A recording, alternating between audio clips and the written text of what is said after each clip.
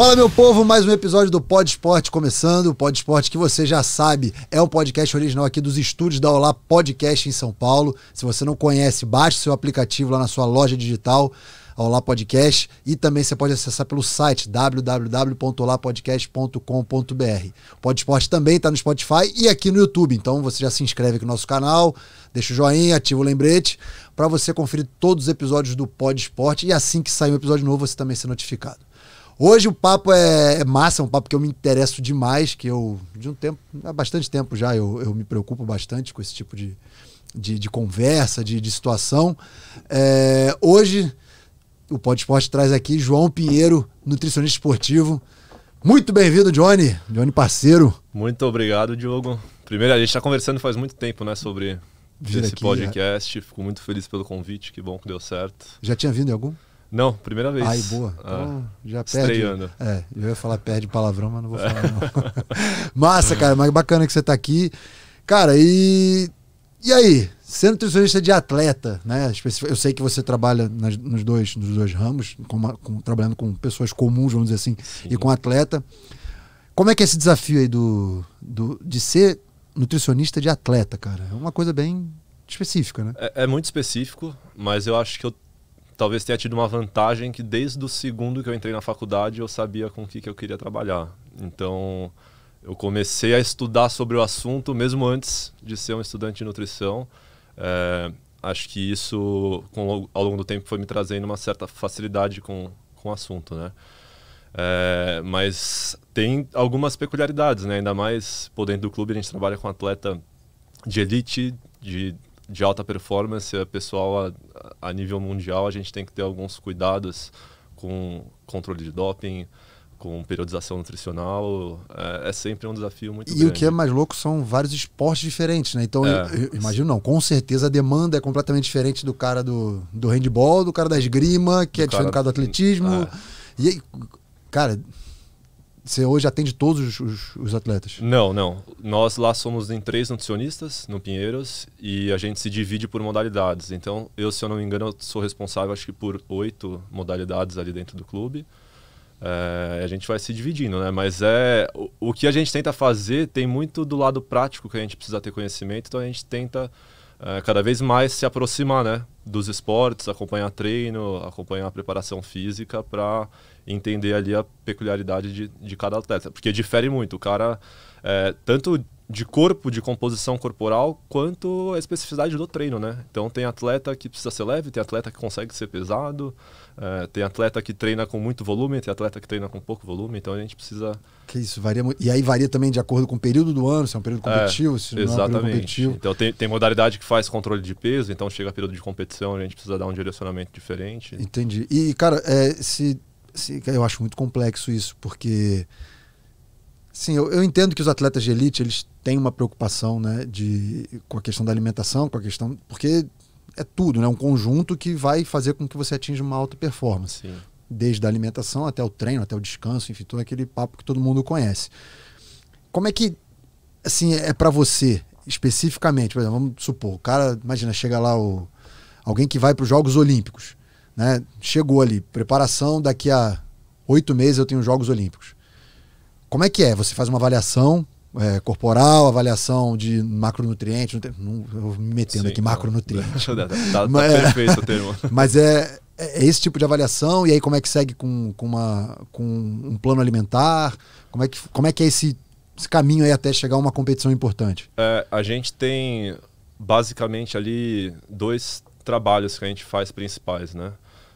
A parte de avaliação física, de composição corporal, que isso geralmente é feito até a pedido, em conjunto com comissão técnica, para acompanhamento mesmo dos atletas, e a gente tem um atendimento individual. Então hoje, felizmente, a gente tem um percentual muito grande de atleta, inclusive de nível olímpico, que está em acompanhamento com a gente. Então a gente consegue fazer não só essa parte de avaliação, como toda a estruturação do planejamento dietético, né?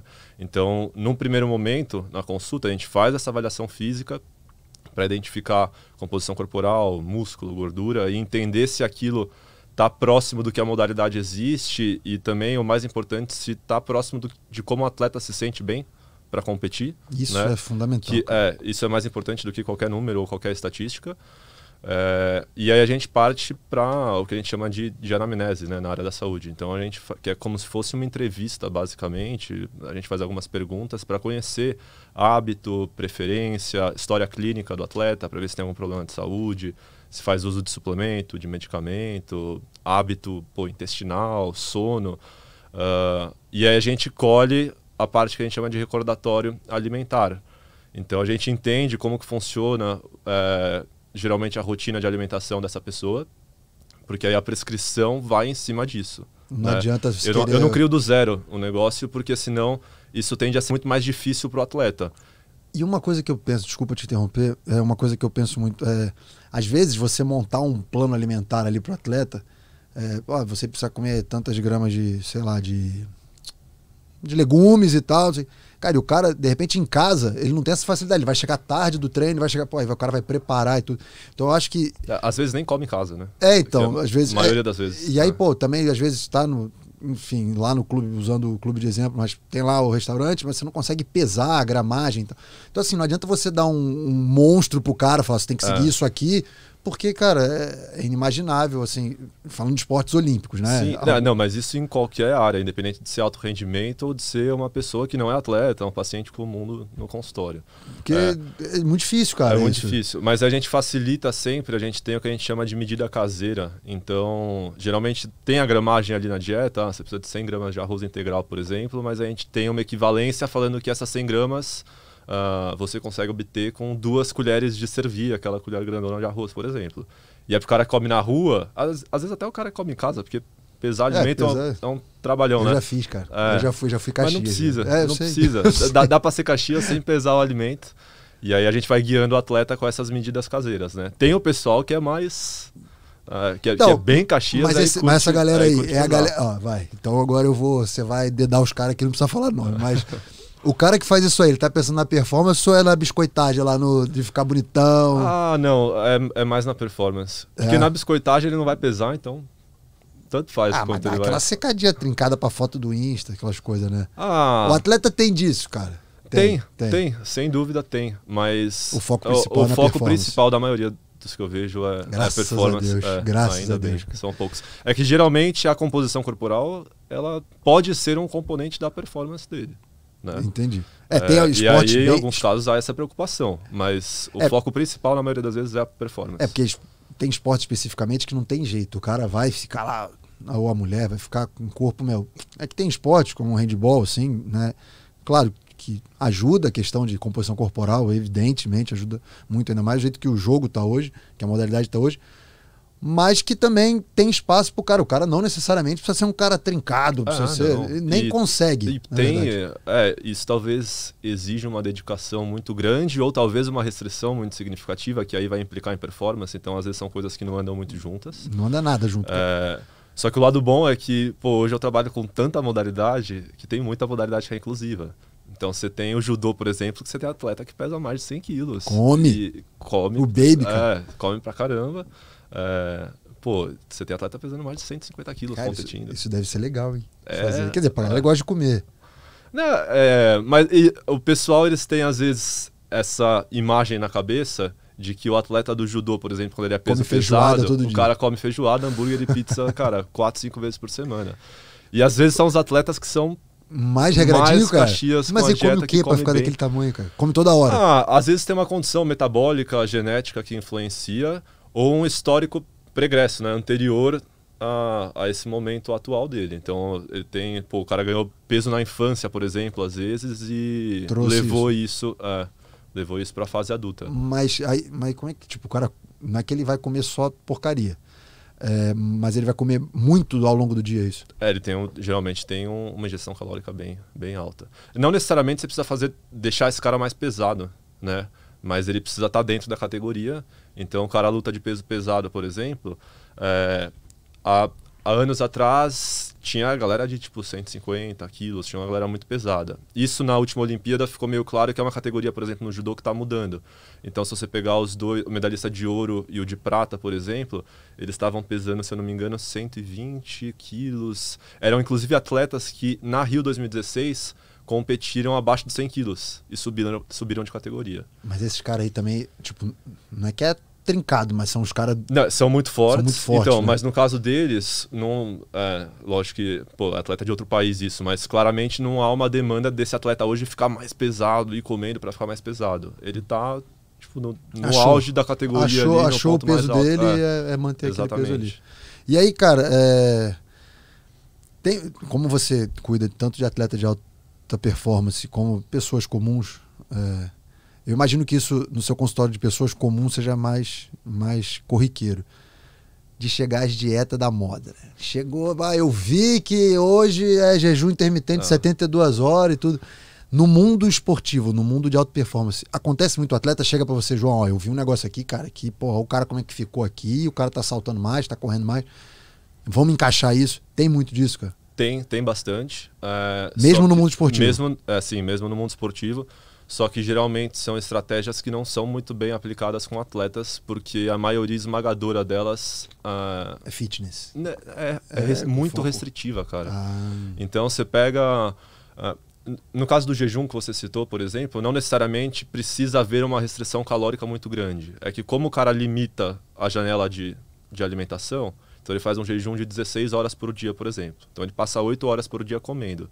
Em 8 horas, ele vai fazer o quê? 2 ou 3 refeições no máximo? No caso de um atleta, dificilmente ele vai ingerir a quantidade de caloria que ele precisa, porque ele gasta pra caramba. Entendi. Né? Então, mas outras estratégias, tipo dieta low carb, dieta cetogênica, geralmente é restrição. Cara, low carb para atleta é inimaginável. Cetogênica, então, que é praticamente zero carboidrato e só gordura. Você tira a principal fonte de energia da alimentação. Mas tem uns doidos que quer fazer isso, que... Mas você tem que convencer. Então, você tem que convencer, e às vezes é difícil convencer, porque o cara ele é bombardeado, às vezes, na mídia com uma informação contrária, que querem vender. Você precisa ir no papo ali. E hoje, o engraçado do bombardeado, aí falando um pouquinho de algoritmos e tudo, você pesquisou lá 2 vezes. Dieta cetogênica, dieta... Cara, é só isso que te entrega. Então, falam que isso aqui até escuta, né? Que o celular até escuta. Então, você tá falando aqui, vai começar a pular coisa de dieta cetogênica. Em casa, vou abrir o Instagram, vai ter uns anúncios. É que você, tipo, você é nutrição o dia inteiro, mas eu, por exemplo, que não busco o tempo inteiro isso, vai parecer um monte pra mim, porque, cara, isso E isso entra na mente do cara... E aí fica muito difícil você convencer, né? No caso do esporte, teve recentemente algo que bombou ali, que aí eu tive bastante atleta questionando, foi sobre dieta vegetariana e vegana. Aí Rafa, falou Rafa! O Rafa é vegetariano, o Rafa é nosso produtor lindo, charmoso. Então, e aí teve um boom por conta de documentários que foram surgindo aí nos serviços de streaming, e aí teve bastante gente... Vamos ser cancelados, vai. Mentira aquilo tudo. Cara, o que acontece ali com... Eles geralmente citam muito ciência, né? Então isso convence muito quando você fala em ciência, quando você fala em artigo. Só que hoje você tem artigo falando o que você quiser publicado. Você tem revistas e revistas científicas. Né? É só para onde você quer olhar, e aí, você quer colocar luz no negócio. Pô, o principal desses documentários pegou um grupo de atletas que basicamente só comia carne. Você vê os caras ali na entrevista, na conversa, falando, não, porque eu fui ensinado desde criança que eu preciso comer muita carne para ter músculo, para performar bem e tudo mais. A dieta dos caras basicamente não tinha carboidrato. Era só proteína, só carne. O que fizeram? Botaram uma dieta vegetariana. Então o cara começou a comer raiz, começou a comer cereal integral, começou a comer leguminosa, começou a ter carboidrato pra caramba na rotina. A performance dele, obviamente, aumentou. E aí tem essa meia dúzia de amostra dentro do comentário, falando que, pô, isso mudou minha vida. Eu sou outro atleta depois disso. Mas se ele tivesse mantido, talvez, comendo carne... Junto com o que ele colocou... com o carboidrato, com uma dieta balanceada, a performance teria melhorado igual. Né? Entendi. Então, o cara ele pode render tanto com uma dieta vegana, vegetariana, quanto com uma dieta onívora. Mas tirar tipo, a dieta vegetariana, né? Pode ser que eu fale asneira aqui, porque não é um negócio que eu pratico, não tenho vontade, eu como vegetal, como legumes, como carne, como tudo, né? Mas a dieta vegetariana, ela é restritiva na questão da proteína animal. Sim. E se for vegana, vai além da dieta, né? Porque aí tem cosmético, couro... Qualquer coisa que envolva... Tipo mel, por exemplo, na teoria, que a leite. Abelha não... a abelha ali não... O cara não vai estar comendo abelha, por exemplo, mas... mel eles cortam, Entendi. Leite corta, ovos corta...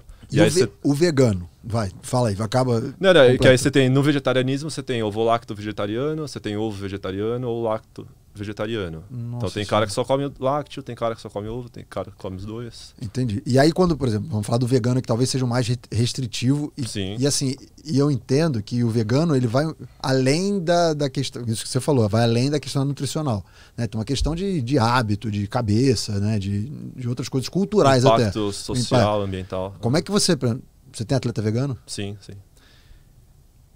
Aí é necessária a suplementação de qualquer forma. No caso do vegano, a gente, como recomendação, sempre entra com suplementação de B12, de vitamina B12. Porque é só encontrado em carne? Só encontrado em alimento de origem animal. E se até encontra, tem algumas algas, por exemplo, que produzem B12. Só que elas são muito pouco aproveitadas pelo nosso corpo, elas são pouco absorvidas. Então, geralmente, se o cara consome algum tipo dessa alga, isso não é suficiente para suprir ali a demanda dele de vitamina, e você precisa suplementar do mesmo jeito. E a suplementação nesse caso é tranquilo porque a fonte geralmente é sintética, né? Então tem muita suplementação, por exemplo, você pega ômega 3, que às vezes você precisa suplementar, você tem como óleo de peixe. Hoje existe óleo de chia, óleo de linhaça, que são bases vegetais, mas por muito tempo você tinha coisas que eram exclusivas de porque carne. o vegano nem o óleo do peixe. Cara, que maluquice, cara. Porque assim, eu perguntei da suplementação porque o atleta de alta performance, invariavelmente, ele suplementa algum tipo de alguma coisa. Eu, se deixar, eu suplemento até, não é que não deve, mas eu gosto porque eu criei durante a minha vida o hábito de usar o suplemento para colocar assim, substituir como refeições, como doces, por exemplo. Eu sou o rei de pegar proteína, inventar alguma coisa, ter uma receitinha para ter o aporte proteico, e porque eu, por exemplo, hoje um pouco menos, mas eu sempre gostei muito de doce, assim, sempre fui um cara muito do doce. E achei na proteína ali, muito também pelo que é adoçada a proteína, né, para encontrar esse sabor do doce para tentar dar uma substituída. Mas eu imagino que o atleta vegano, cara, ele, na minha cabeça, né, na minha cabeça de leigo, de uma maior suplementação, porque não sei se ele encontra em todos os alimentos. São nutrientes chaves, digamos assim, que a gente tem que prestar atenção, né? Proteína é um deles, porque você, no caso do vegano, você exclui as carnes, os lácteos e os ovos. Mas é fácil, querendo ou não, obter isso de origem vegetal. É fácil, tranquilo. É fácil, porque cereal integral entrega, o grupo dos feijões entrega. Entrega o mesmo tanto, não tem diferença. Pouco menos, entrega menos, comparado grama por grama com uma carne. E a gente, para mensurar a qualidade de proteína, a gente utiliza um negócio que chama valor biológico, que remete um pouco ao perfil de aminoácido que uma proteína tem. Toda proteína é composta por aminoácido. As proteínas vegetais, elas costumam ter um aminoácido limitante. Então tem um aminoácido ali que não tem, ou está em pouca quantidade. E aí você precisa ou misturar fontes de proteína, por exemplo, o arroz e o feijão, é uma ótima mistura de proteína, porque o aminoácido que um tem pouco, o outro completa. Ou você dá mais quantidade do alimento. Então, por exemplo, você aumenta a quantidade do feijão, no caso. E aí você compensa. Prato. Então proteína, querendo ou não, é às vezes mais tranquilo de você adequar sem suplementação. Dá para adequar. Aí você tem outros nutrientes. Você tem cálcio, que você precisa ficar de olho porque você corta lácteo. Ferro, que carne vermelha é uma baita fonte. E o ferro vegetal ele é um pouco menos absorvido, menos disponível para o nosso corpo. Zinco, você precisa prestar atenção. Então, aí lembra aquela história que eu falei agora há pouco da anamnese, de investigar hábito, padrão dietético? Ali a gente identifica o que está faltando ou não. A prioridade geralmente é corrigir através da alimentação. Quando isso não acontece, a gente suplementa. Ou no caso de deficiência, às vezes a deficiência é meio expressiva, a gente já precisa suplementar de vez, né? Cara, assim, ser atleta é um negócio difícil. Ser atleta vegano deve ser o dobro de difícil, cara. Porque não é. Hoje já se tem mais, né? Você acha mais coisa quando você vai pra competições. Não, mas hoje todo restaurante que você entra tem uma opção vegana. Por exemplo, você entra em aplicativos de delivery e você encontra opções de restaurantes veganos. Então hoje está um pouco mais tranquilo. Eu lembro que até o ano passado tinha um menino que jogava no clube que ele era vegano. Ele é vegano, né? O Pedro. E aí a gente foi jogar, teve a bolha lá, fizeram a bolha pra gente jogar. Cara, ele levava 70 latas de ervilha porque era um restaurante para atleta, né? Que não tem aquela quantidade absurda de variedades e tal, então ele levava lá, a gente foi para 2 bolhas no campeonato, cara, ele levava as latinhas de ervilha dele. Falei, cara, que maluquice, né, cara? Mas aí você pega, geralmente esses atletas, eles já até entendem isso e ele já se organiza automaticamente para levar, né? Porque ele tem o conhecimento de que ele vai às vezes chegar num lugar desse e não vai ter algo disponível, então ele se organiza para para levar com ele. Eu confesso que eu já fui marmiteiro, cara. Eu já fui também. Eu já levei marmitinha antes de pré-jogo, abria puta cheia de batata doce com frango. Esquentava peixe no micro-ondas também ou não? Peixe. Não, filhão, já fiz cada coisa, cara. Aí é motivo de briga. Não, já fiz cada coisa. Não, até que minha esposa, ela vinha na minha, assim, de ajudava. Mas, cara, isso aí é... E aí eu acho que outro ponto-chave também da questão do nutricionista, quando a gente fala de atleta de alta performance, são os cuidados com doping, né, cara? Isso aí, pô, se você não acaba com a carreira de um atleta, você mancha a carreira de um atleta. A gente tem inúmeros casos aí, comprovados ou não, porque a gente sabe que a UADA é extremamente restritiva nesse aspecto. Tem a ABCD também aqui no Brasil. Esse controle tem que ser muito bem feito, né, cara? Tem que ser muito bem feito. Infelizmente acontece, é do esporte, né?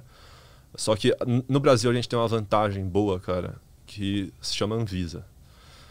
A Anvisa ela é muito rígida também com questão de entrar um suplemento novo no mercado, com composição de suplemento, coisa que, por exemplo, não tem nos Estados Unidos. Então, como é que chama? FDA, não. A FJ. A gente tem, por exemplo, artigos que mostram um nível altíssimo de suplementos contaminados com anfetamina. Pega pré-treino termogênico, por exemplo, nos Estados Unidos. Então, doidão, né? Isso aqui no Brasil é mais bem regulado. Então, a gente fica um pouco mais seguro. Eu posso afirmar que se tá na loja, é limpo ou não? Cara, não. A coisa, cerca de... Vou chutar aqui, talvez 7, 8 anos atrás, a gente teve um escândalo no mundo de suplementação no Brasil, que tinha alguns suplementos adulterados. A história do whey, né? Geralmente ia com whey, que eles laudavam aquilo para ver se a quantidade de proteína que tinha no rótulo realmente tinha no produto. Era bizarro. E tinha marca que botava farinha, que botava maltodextrina. Então, tem que ir numa marca que seja de confiança, né? Geralmente o nutricionista ele tem esse conhecimento, ele tem opções para indicar ali.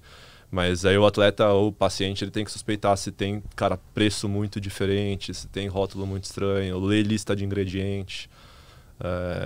É o jeito de se prevenir.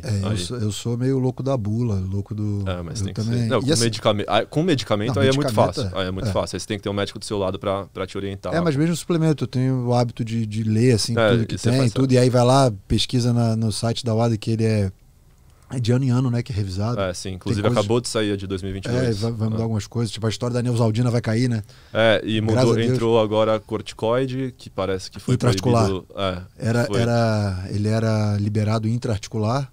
E acho que foi proibido a todo tempo. E agora foi proibido porque você pegava, se você achasse se eu não me engano é isso, tá?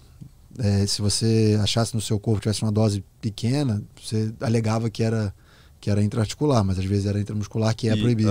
Exatamente. Então tem umas... o corticoide que ajuda aí para quem tem dor. Salve, salve. Eu, inclusive, tomei tem pouco tempo atrás. Então, é um artifício usado, né?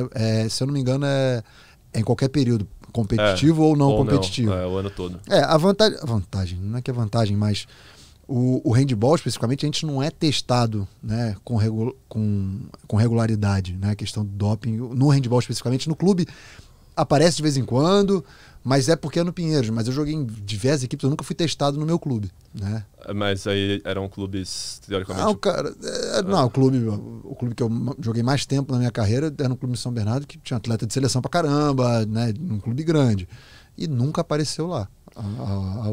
Mas ainda não existe. Seja porque talvez até pelo histórico do handball, eu não sei se você acha que é melhor do que eu para afirmar isso, de não ser talvez um esporte com um histórico tão grande de atleta sendo contaminado. Talvez não seja porque não é muito testado, entendeu? Então, não sei quem nasceu primeiro, se houve a galinha, mas o fato é que os esportes individuais, eles são, tava falando esses dias aí com o Marcão, que teve aqui inclusive, no Pod Esporte do levantamento, o Marco Gregório, falou, cara, 4, 5, 6 vezes por mês ABCD batendo o tempo inteiro, ou em casa, ou os caras vão na casa do cara. E às vezes não acha o atleta em casa e vai atrás de onde o atleta tá. E aí dá rolo, porque você manda uma lista, né? Você tem que atualizar seu endereço lá com ele certinho. Tem que estar o tempo, tem que estar tudo. Essa semana eu tive um atleta que teve e dá rolo, cara. Se o cara tá lá, o cara no dia tal ele vai estar, claro que isso muda, mas dia tal, às 9 horas da manhã ele tá no clube. Aí vai no clube, o cara não tá. Putz, isso às vezes dá um BO chato. Porque aí, na teoria, eles podem alegar que o cara tá fugindo, tá enganando. E aí é bom falar pra molecada que escuta, o pessoal mais novo, questão de doping, o atleta é responsável por tudo que ele ingere. Então, tipo, não vai adiantar, mas o João me passou aquele suplemento. Não, ema, cada um com seus problemas. Você não, e, assim, é o que eu falei, no Brasil, é comum, geralmente, culparem suplementação, né? Aqui, geralmente, puta, contaminou foi pego, na bancada. A bancada não, o suplemento contaminado é o líder. E, cara, na maioria das vezes, não é. Esmagadora não é o problema. Não é o problema. Eu te falei, geralmente, quando o cara tem acompanhamento, a gente trabalha com marca de confiança. Se fosse a marca dando problema, não ia ser o único atleta que ia ser pego, ia ser mais.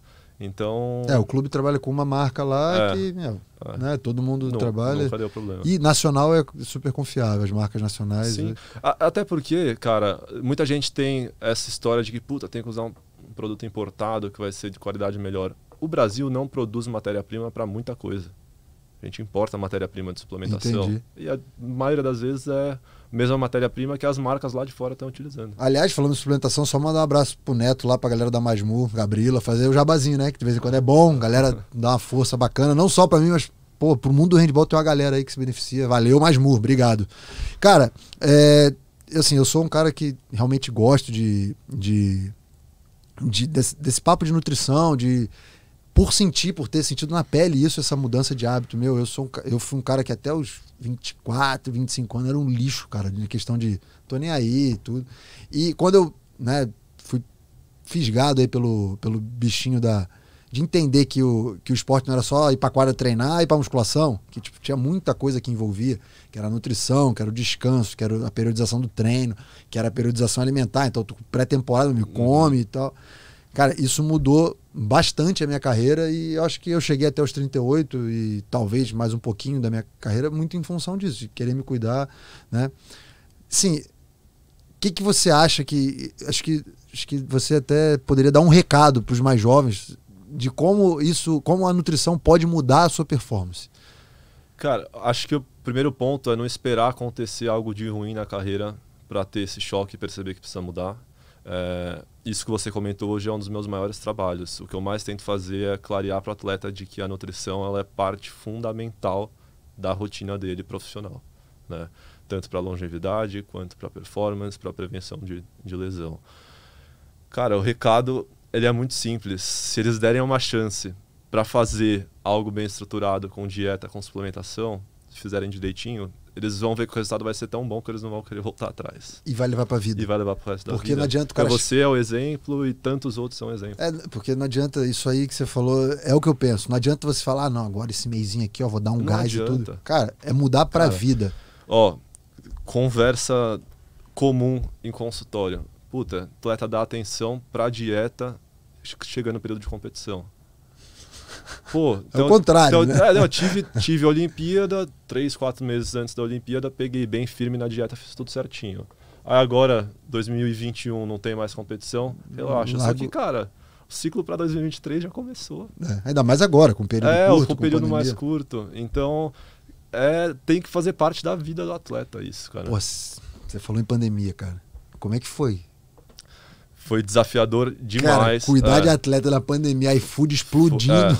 Não, atleta dentro de casa, treinando em casa, no improviso totalmente. O gasto calórico vai lá para baixo. Vai lá para baixo. Puta, muita gente ganhando peso e até muito mais preocupante do que isso é gente piorando de saúde mental, né? O clube ali, se eu não me engano, em 2020 ficou fechado acho que 4 ou 5 meses, né? Se eu não me engano, acho que de março a agosto, isso. se eu não me engano. Cara, era atendimento online, videochamada, orientando o atleta à medida do que dava, porque às vezes o cara tava justamente dessa questão emocional, tava num nível de estresse, de ansiedade, Olimpíada sendo adiada, que, cara, às vezes a dieta era algo a mais para estressar ele. E a gente comentou a questão da Olimpíada, era atleta que tava muito bem para chegar ali em Tóquio e não aconteceu, e aí começou a entender que ia chegar em 21 mal, ou também teve o atleta que falou... teve o oposto. Opa! Teve o oposto. Adiou, tem um aninho aí, vou dar dedicada. Só que aí veio a questão do lance mental, cara, que Pra mim, dieta está diretamente relacionada à minha cabeça, cara. Totalmente, não é só pra você não, é pra todo mundo. Mas é que é ridículo. Cara, mas então, o ser humano ele é o único animal no planeta que tem fator emocional relacionado com o ato de se alimentar, né? Então a gente come por prazer, a gente come por questões sociais, por questões culturais, só que isso não é um problema. A gente só precisa entender e respeitar isso, né? É lógico que, por exemplo, se o cara... Puta, ele tá triste, ele come pra melhorar. Ele tá feliz, ele come pra comemorar. Ele tá com os amigos, ele come pra confraternizar. Se qualquer tipo de alteração emocional passa a ser uma fuga pra alimentação, isso passa a ser um problema. Mas, pô, tudo bem você tá num momento com uma pessoa que você gosta, com um amigo, com um familiar, e comer ali pra compartilhar o momento, né? A linha é bem tênue, tem que ter um equilíbrio, mas dá para conviver muito bem com isso. O problema... A minha parada especificamente é a ansiedade. Fiquei ansioso para qualquer coisa. Dia de jogo, cara, qualquer coisa, algum projeto que tá para sair, não sei, cara, eu debruço ali na bancadinha, filhão. É que assim... Vai no docinho? Mas então não, cara, mas aí é a parada que eu acho que eu levo vantagem. Porque ao longo do tempo eu construí o hábito de pô, não vou comer traquinas se eu tô assim. Então eu vou e pego um snack lá de banana desidratada. Isso ajuda. Entendeu? Então eu acho que eu tiro vantagem disso. Então assim, a minha loucura da ansiedade de comer... O prejuízo é menor. É menor, mas mais ou menos. Porque aí come também, filhão. A quantidade é absurda. Mas poderia ser tem gente que tem uma quantidade absurda de algo que é muito mais calórico. Entendi. Então assim, eu acho que isso eu levo uma vantagem, mas muito por isso que a gente falou ainda agora. Questão do não faço dieta. Eu tenho o hábito de, né, história do hábito, de comer direito. Sua alimentação é saudável, né? De saber comer direito. Não é algo momentâneo, é algo que você leva pra vida. E aí às vezes eu vejo principalmente os jovens falando, não, treinei e tal, pra aproveitar que eu treinei pra cacete, suei e tal, vou dar uma comidinha que leve e tudo. É o contrário, meu amigo. Você treinou, suou, come. Não vai comer 4 Burger King, 70 Big Mac, mas... A atleta tem que comer. Cara, eu acho que... A gente tem um problema muito comum com o atleta que a gente chama de disponibilidade energética. Então tem uns cálculos ali que a gente consegue fazer para determinar isso. E cara, é muito frequente pegar atleta com baixa disponibilidade de energia e aí começa a ter um monte de sintoma, aumenta o risco de fratura, recuperação ruim, mulher tem alteração de menstruação, homem testosterona vai lá embaixo. A gente lida muito com isso, muito com isso. Porque, cara, às vezes é a história do biscoiteiro lá, né, que eu falei, que eu brinquei. Porque, às vezes o cara, treinei pra caramba e tudo, aí sai do treino suado, desidratou pra caramba. Primeiro que o atleta não tem muito hábito disso aqui, né, de água, né? Normalmente não tem. Pelo menos no mundo que eu vivo, cara, ninguém. Sim, ninguém. Não tem. Então... O cara não tem esse hábito. Ele não aproveita, porque sai do treino, você olha no espelho, ele acabou, vou tomar um banho, olha no espelho, tô mais sequinho, né, visualmente. Aí o cara vai, aproveita e fala, então vou comer um pouco. Cara, só que isso pra performance é ridículo. A atleta tem que perder medo de comer. É ridículo, e eu perdi, cara, graças a Deus. Porque durante muito tempo eu ficava nessa noia acho que muito indo pra linha fitness, né, que, cara, são duas coisas... Ou o cara não liga, ou o cara vai pro extremo do mundo fitness, da restrição. Sim, aí não caminha. E nenhum dos dois caminhos vai performar bem, cara. Entendi. Johnny, e pra finalizar aí, deixa pra galera aí, qual que é a dieta do momento, da moda? A da moda, cara, qual é que tava mais se falando agora? Tem se falado muito ainda em jejum. Essa moda começou aí já tem uns... Explica, 4, 5 anos. Serve pra alguma coisa, jejum intermitente? Cara, é uma das ferramentas que a gente tem pra trabalhar, mas ela não é mais benéfica do que outras, tá? Pensando em emagrecimento, por exemplo, que geralmente as pessoas associam o jejum ao emagrecimento. Ninguém vai fazer jejum porque ele está pensando em saúde. A maioria é porque quer reduzir gordura. O que acontece? Você limita a janela de alimentação, você vai comer por 8, por 10 horas, você vai fazer poucas refeições, nesse caso dificilmente você come mais calorias do que você gasta. Então você não emagrece por conta do jejum, você emagrece porque você chegou num déficit calórico. Entendi. Entendeu? Emagrecimento, ele, de maneira muito simplista, ele é uma conta. A pessoa gasta energia através das atividades que ela faz para manter função vital e ela ingere energia através dos alimentos e das bebidas. Quando ela ingere menos do que ela gasta, ela perde peso. O jejum é um jeito de você chegar nesse déficit, mas tem muitos outros jeitos. Treinar, atividade física. Ou uma dieta equilibrada, balanceada ao longo do dia que vai te promover o mesmo déficit, né? Você consegue comer, por exemplo, sei lá, o cara precisa comer 2.000 calorias para emagrecer. Você consegue comer 2.000 calorias comendo das 7 da manhã às 9 da noite, por exemplo. Várias vezes ao dia, fracionando. De maneira fracionada. Eu fico, não na loucura, já fiquei mais. Por exemplo, meu reloginho aqui tem as calorias, né? Que você gasta? Tá aqui, né? Mas se é fidedigno ou não. Cara, até agora, são 4h42 da tarde, eu gastei 2.893 calorias.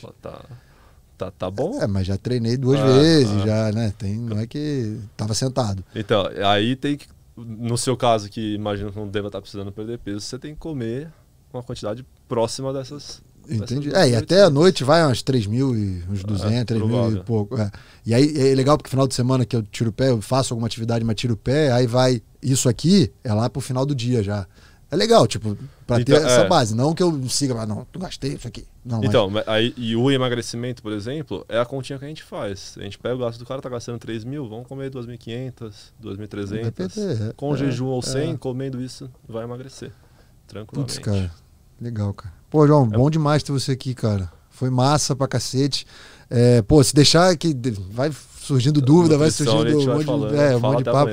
Eu acho que a gente pode até pensar em, de repente, você vir aqui com algum outro atleta pra gente debater mais, falar mais. Tipo, pegar um atleta aí de, sei lá, um atleta da ginástica aí, que são os caras, né, do atletismo mesmo. De repente a gente combina lá no clube, traz alguém aqui pra gente falar de diferença de esporte coletivo para esporte individual, apesar da dieta ser, do trabalho nutricional ser individualizado, mas quando você tem uma equipe é diferente do individual. A peculiaridade da modalidade. Eu imagino que o individual é muito mais neurótico, porque é ele com ele. Né? Então, no coletivo tem o sem vergonha que fala, cara, dietinha. E talvez até o perfil de atleta às vezes mais competitivo ainda, porque... ele com ele, filho. Ele depende dele. Se ele tiver mal na dieta, tiver mal no treino, ele que vai... a culpa é dele. Então, acho que é bacana de repente trazer isso pra roda, cara. E, pô, tem a portas abertas aí do Pod Esporte, cara. Foi muito massa, muito legal mesmo. Obrigado, muito cara. Obrigado pelo convite mais uma vez. Espero que você tenha curtido. Curti demais, cara. Massa. A próxima já tá fechada. Boa, massa. Isso aí, cara. Bom, e você que curtiu mais esse episódio do Pod Esporte aqui nos estúdios do Olá Podcast, não esquece de se inscrever lá no Olá Podcast, lá no Spotify e no YouTube, tá bom? Obrigado aí, até a próxima, valeu, fui!